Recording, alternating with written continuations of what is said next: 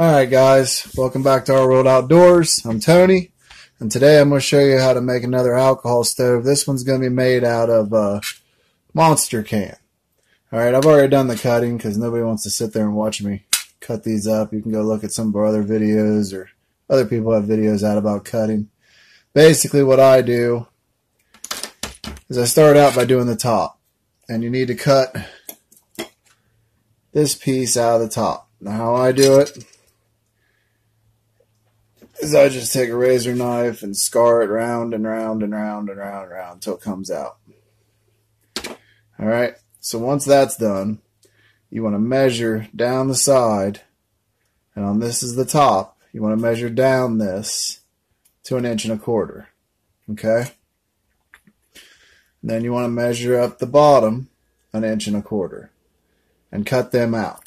Now we want to be careful to try and save the middle part because we're going to need it. Now I just did this with scissors because it's just easier. You can also do it with a razor blade if you put it on something. Put it there, put the razor blade, spin it around, and then you'll be able to pop it and do it. Alright, so we got our top cut out and cut the 1 1/4 inches. We got our bottom cut at 1 1/4 inches. Alright.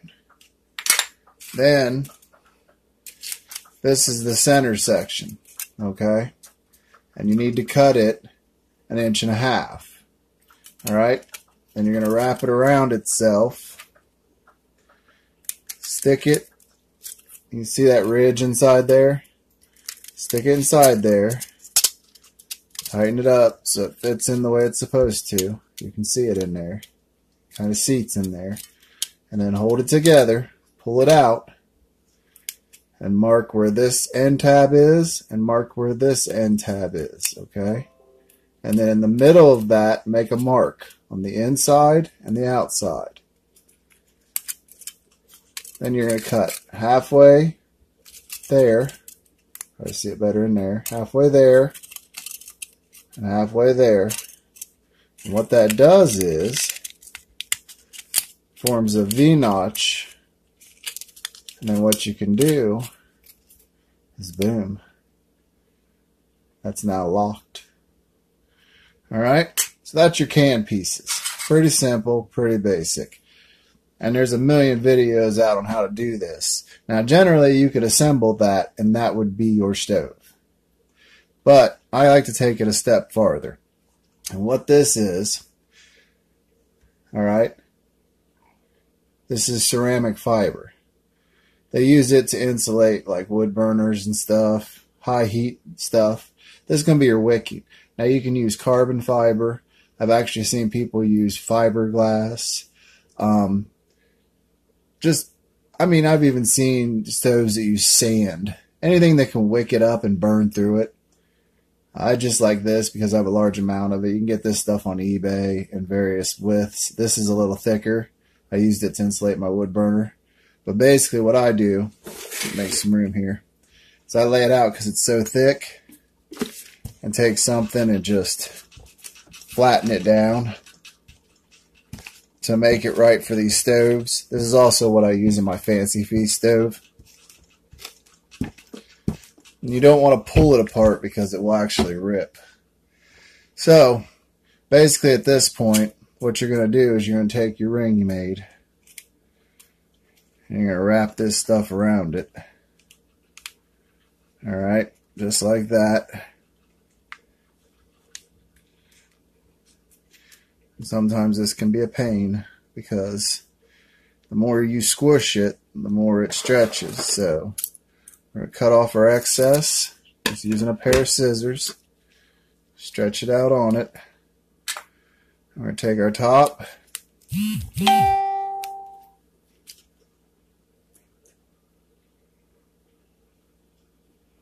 We're going to take our top and put it in there.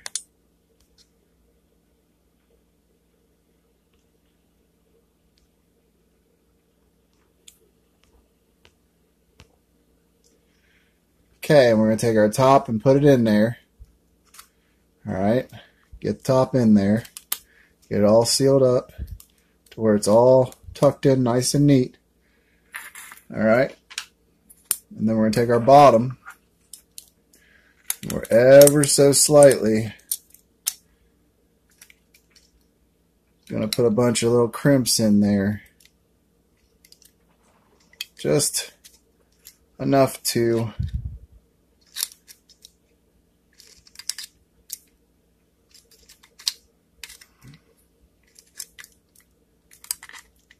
kind of give it a little crimping to make it easier to start it in. Now, generally, I would tell you a pair of needle nose pliers works best to do this, but you can use whatever you got. It really doesn't matter.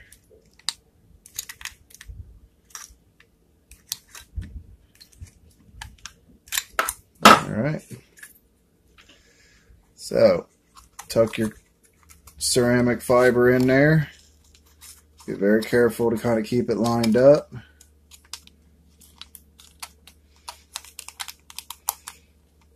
Alright.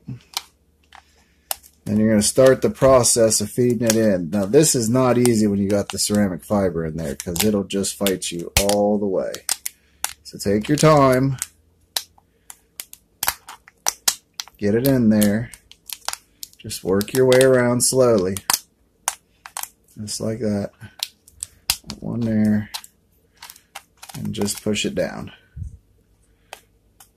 Now you don't want to over push this. Just push it till it's comfortable and snags up. It'll space itself.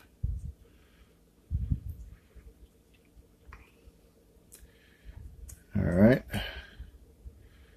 Now some people like to cut notches down the bottom of the centerpiece. I don't do that because it comes through right there.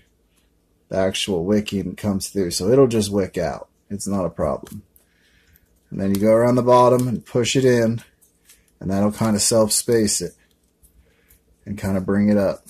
So just push in and pull up, push in and pull up, push in and pull up. All right? So now we've got the basis of the stove. Now we got to put the jets in. The way I do that is with a thumbtack. Let's see if we get that on screen there. All right. And you just want to go right here to the edge. And when you do it, basically you want to be just this rim here, you want to be just above it. And you want to angle kind of downward like that. When you got it in there, give it a little spin. And go to the other side. And give it a little spin. And just keep going in between. Some people like to mark it. I like to just kind of have my fingers there so I know where I'm at.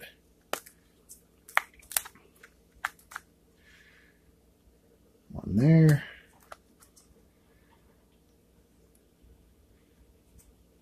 Make sure we get them all in here. One there.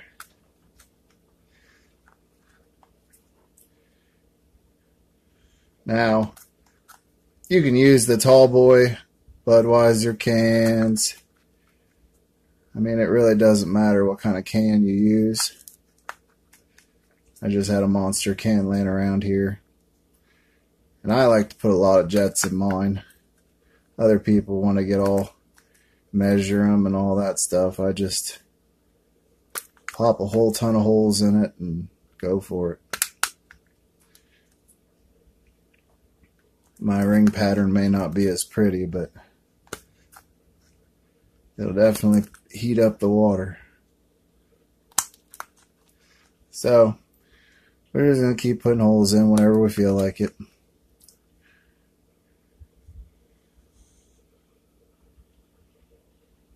So that looks pretty good. Alright, so I'd take you outside, but it's a giant windstorm right now, so we're going to have to do it inside. So you got your stove all set up there.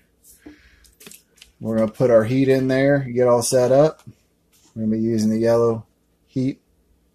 That's all I use in my stoves. So we'll get it set up, get it in there, get it lit up so you can see it. Okay, guys, the only thing I forgot to mention was if you want to seal the area between two cans, you can use either JB Weld or you can use metal tape, like the hard metal tape you use on ductwork.